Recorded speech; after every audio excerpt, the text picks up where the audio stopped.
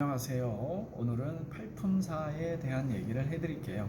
자, 팔품사란 뭔가 하면 전 세계에 있는 영어 단어들을 그 역할에 따라, 쓰임에 따라, 특징에 따라 8가지로 분류해 놓은 겁니다.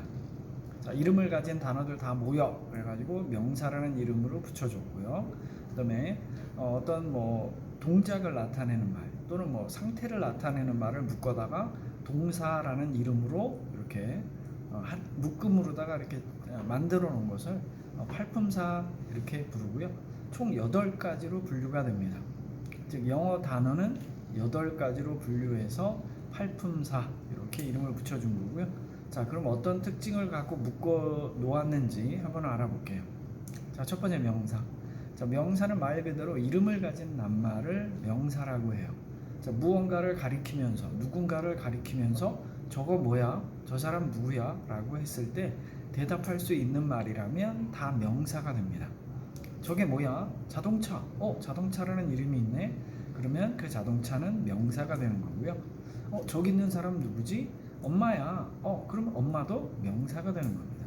즉 이름을 갖고 있는 모든 낱말은 명사로 분류합니다. 자, 두 번째 대명사. 자, 명사 앞에 대자라는 말이 붙어 있는데 이 대는 대신할 대자예요. 즉 명사를 대신하는 말. 즉 명사가 있는데 왜 굳이 대명사를 쓸까요? 라고 물으면 간단해집니다. 자, 예를 들어서 나의 어머니는 요리를 잘하십니다. 나의 어머니는 키도 크십니다. 나의 어머니라는 단어가 명사라면 얘를 어머니는 여자니까 she, 그녀는 이렇게 바꿔주면 어떨까요? 좀 간단해지면서 좀 편리하겠죠?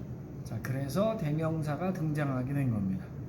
자, 명사를 써도 되지만 명사를 쓰는 것보다 대명사로 바꿔서 쓰면 훨씬 더 간단해지고 편리해집니다. 그래서 대명사라는 것이 만들어진 거고요. 자, 그 다음에 형용사. 자, 형용사라는 것은 어떤 사람이나 사물을 보았을 때의 느낌 또는 모양 또는 형상, 형태 이런 것들을 표현하는 말을 형용사라고 해요. 자, 예를 들어서 바나나를 봤어요. 그러면 노란색, 또 길다, 이런 것들이 이렇게 떠오르죠, 그죠? 그런 표현하는 말을 형용사라고 합니다. 코끼리, 그럼 크다, 회색이다, 이런 거, 무겁다, 이런 느낌을 표현하는 말들을 형용사 이렇게 표현을 하고요. 자, 그다음에 동사. 자, 동사는 사람이나 사물이 어떤 움직임, 자, 뛴다, 달린다, 간다, 난다, 그 다음에 상태, 서 있다, 앉아 있다, 누워 있다, 이런 상태 등을 나타내는 이 두 가지를 합쳐서 즉 동작과 상태를 합친 말을 동사 이렇게 부르게 됩니다. 자, 그 다음에 전치사라는 것이 있는데, 자, 전치사는 우리나라 말에는 찾기 참 힘들어요. 거의 없다라고 봐야 되겠죠. 자, 전치사라는 것은 시간이나 장소 등을 구체적으로 해주는 말, 시간과 장소를 구체적으로 해주는 말을 보통 전치사라고 불러요.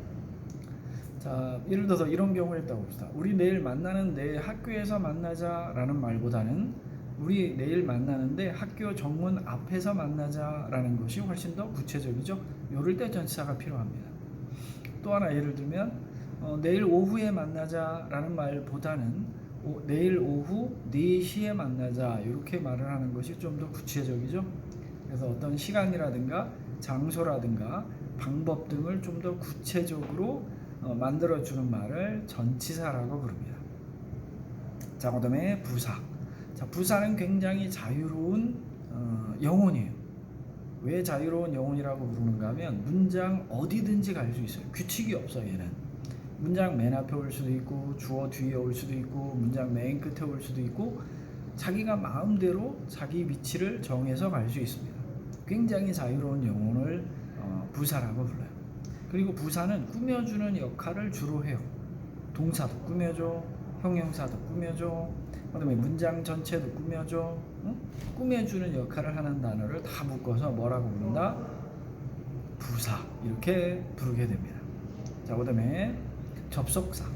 접속사는 단어라든가 문장을 연결해주는 접착제 또는 본드, 풀과 같은 그런 역할을 합니다. 그래서 단어와 단어 사이에 끼어 들어가서 두 단어를 한 단어처럼 연결해주고 문장과 문장 사이에 끼어 들어가서 두 문장을 마치 한 문장처럼 만들어주는 그런 역할을 합니다. 자, 마지막으로 감탄사라는 것이 있는데, 감탄사는 말 그대로 우리의 기분 또는 감정을 표출하는 말, 표현하는 말.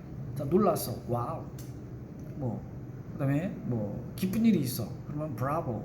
슬픈 일이 있어, 그럼 알라스. 이런 사람의 기분이나 감정을 나타내는 말을 감탄사라고 부릅니다. 자, 지금까지 쭉 열거한 8가지를 우리가 팔품사라고 부르고요. 자, 종류에는 이렇게 있어요. 자, 명사, 대명사, 형용사, 동사, 부사, 전치사, 접속사, 감탄사. 자, 요 8가지를 팔품사라고 부르고요. 외우는 방법도 한번 알려드릴게요. 명동, 형부, 접대, 감전. 이렇게 외워보세요. 명동, 형부, 접대, 감전. 자, 명동에 사시는 형부를 맛있는 거 사주면서 접대하다가 찌리리 감전됐네. 물론 논리적으로 말은 안 되지만 외우는 데는 도움이 될 겁니다. 자, 그러면 다음 시간에 뵐게요.